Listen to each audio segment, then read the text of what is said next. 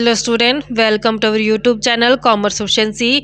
आज की क्लास में स्टार्ट करेंगे नया chapter hire purchase system and instalment payment system. इसमें हमने समझना है कि हायर परचेज सिस्टम क्या होता है, इंस्टॉलमेंट पेमेंट सिस्टम क्या, इसको सिंपल लैंग्वेज में समझते हैं एग्जाम्पल की हेल्प से। एग्जाम्पल के लिए मान लेते हैं कि यहाँ पे ए है जिसे मशीन की ज़रूरत है, उसने मशीन क्या करनी है, परचेज़ करनी है, और उसने बी से मशीन परचेज़ कर ली है। तो यहाँ पे ए कौन होगा, ये ए परचेजर होगा, किसने मशीन को क्या क्या परचेज़ किया है। बी कौन है, यहाँ पे सेलर है।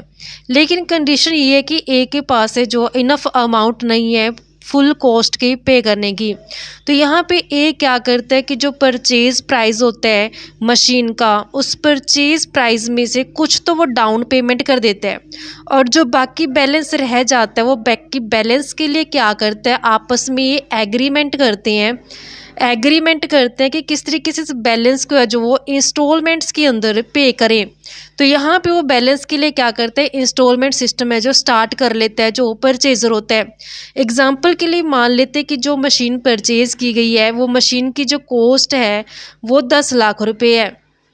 10 लाख में से डाउन पेमेंट कर दी गई है 2 लाख रुपए। 2 लाख में से जो 8 लाख रह गए हैं इसके लिए इंस्टॉलमेंट सिस्टम है जो स्टार्ट किया जाएगा। अब यहाँ पे ए कहता है कि जो 8 लाख है मैं इसको 8 महीनों में 1 लाख रुपए करके पे कर दूंगा। 8 महीनों में 1 लाख पे करते रहेंगे तो 8 लाख रुपए जो पूरे हो जाएंगे 8 महीनों में। लेकिन यहाँ पे जो बी है वो कहता है कि नहीं, ऐसा नहीं हो सकता, कि आपको ये कॉस्ट तो पे करनी पड़ेगी, प्लस इसके साथ है जो इंटरेस्ट भी देना पड़ेगा, क्योंकि आपने 8 महीने का टाइम है जो लिया है। मान लेते हैं कि जो यहाँ पे 8 लाख के ऊपर जो इंटरेस्ट चार्ज किया गया है वो 40,000 रुपये जो बनता है, तो 8,40,000 है जो देने पड़ेंगे अब ए को, ना कि 8 लाख। तो यहाँ पे जो यहाँ इंस्टॉलमेंट दी जाती है वो इंस्टॉलमेंट क्वार्टरली भी हो सकती है, मंथली भी हो सकती है, हाफ ईयरली भी हो सकती है, जैसे भी वो डिसाइड करेंगे अपने एग्रीमेंट के अंदर, उनका एग्रीमेंट बेस्ड रहेगा। अब कंसेप्ट समझते हैं कि हायर परचेज सिस्टम क्या होता है और इंस्टॉलमेंट पेमेंट सिस्टम क्या होता है। इंस्टॉलमेंट पेमेंट सिस्टम क्या होता है, इन दोनों में डिफरेंस क्या है। कि अब हमने देखा कि जो ए है उसने 10 लाख परचेज प्राइस में से 2 लाख की डाउन पेमेंट दे करके 8 लाख बैलेंस को इंस्टॉलमेंट के अंदर है जो उसने पे करना है। तो जो यहाँ पे 8 लाख की उसकी ये तो कॉस्ट कहलाएगी 8 लाख, प्लस इसमें उसने इंटरेस्ट भी 40,000 का दे करके टोटल 8,40,000 है जो देने हैं। तो यहाँ पे जो उसने इंस्टॉलमेंट्स स्टार्ट की है, तो इंस्टॉलमेंट्स के कारण अब उसको जो इंटरेस्ट है जो पे करना पड़ेगा। तो जो उसने बोला था कि ए ने कि मैं 8 महीनों के अंदर पैसा पे कर दूंगा जो बाकी बैलेंस रह गया, तब उसने 8 महीनों के अंदर कितना पैसा पे करना पड़ेगा, 8,40,000 से। अब हायर परचेज सिस्टम में क्या होता है कि जब ए लास्ट इंस्टॉलमेंट पे करेगा, जब ए ने लास्ट इंस्टॉलमेंट पे कर देनी है बी को, तभी उसे गुड्स की है जो ऑनरशिप मिल जाएगी। ऑनरशिप क्या होता है कि मतलब उसको हक है, जो मालिकाना हक है जो वो मिल जाएगा। क्योंकि जब ए ने परचेज की जब मशीन बी से, तो बी ने क्या किया कि इसे मशीन का पोजेशन तो दे दिया। पोजेशन का मतलब क्या कि वो फिजिकली उठा करके मशीन बी ने ए को दे दी, लेकिन अभी तक ओनरशिप ट्रांसफ़र नहीं की गई है ए को। अभी भी ओनरशिप किसके पास है, अभी भी ओनरशिप बी के पास ही है।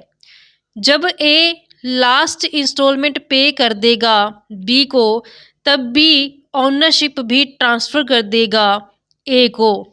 लेकिन इंस्टॉलमेंट पेमेंट सिस्टम में क्या होता है कि जैसे ही ए ने डाउन पेमेंट किया बी को, जो उसने मशीन परचेज की थी, साथ की साथ बी ने क्या किया, उसकी ओनरशिप है जो मशीन की ट्रांसफ़र कर दी, और जो बैलेंस रह गया है उसे वो इंस्टॉलमेंट के अंदर रिसीव करेगा बी ए से। अब मान लेते हैं कि जो बी है हायर परचेज सिस्टम के अंदर कुछ डिफ़ॉल्ट कर रहा है इंस्टॉलमेंट को पे करने के लिए, तो उस केस में बी क्या करेगा कि जो मशीन दी है उसने ए को, तो वो मशीन भी वापस ले आएगा ए से। और सेकेंडली जो ए ने इंस्टॉलमेंट्स पे कर दिए हैं बी को, वो सभी इंस्टॉलमेंट भी क्या कर लेगा, ये फॉरफिट कर लेगा यानी कि जब्त कर लेगा। जब ए कुछ डिफ़ॉल्ट करेगा पेमेंट करने के लिए इंस्टॉलमेंट को, तो उस केस में बी ने अपनी मशीन भी वापस ले ली और जो पैसा उसको इंस्टॉलमेंट का रिसीव हो चुका है ऑलरेडी, वो भी उसने रख लिया अपने पास। जबकि इंस्टॉलमेंट पेमेंट सिस्टम के अंदर क्या होता है कि अगर ए कुछ डिफ़ॉल्ट करता है इंस्टॉलमेंट की पेमेंट में, तो बी गुड्स को वापस नहीं मंगवा सकता, बल्कि कोर्ट में केस करके ए से रिकवरी करवाएगा जो बैलेंस उसने नहीं दिया इंस्टॉलमेंट का।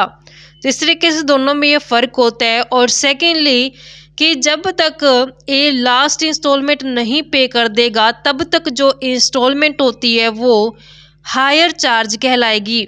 हायर चार्ज कहलाएगी इंस्टॉलमेंट। कब कहलाएगी हायर चार्ज? जब तक जो ए है उसने लास्ट इंस्टॉलमेंट पे नहीं की बी को। हायर परचेज सिस्टम में जो परचेज़र होता है इसे हायर परचेज़र बोला जाता है, हायर परचेज़र। और जो सेलर होता है इसे हायर वेंडर का नाम दिया जाता है।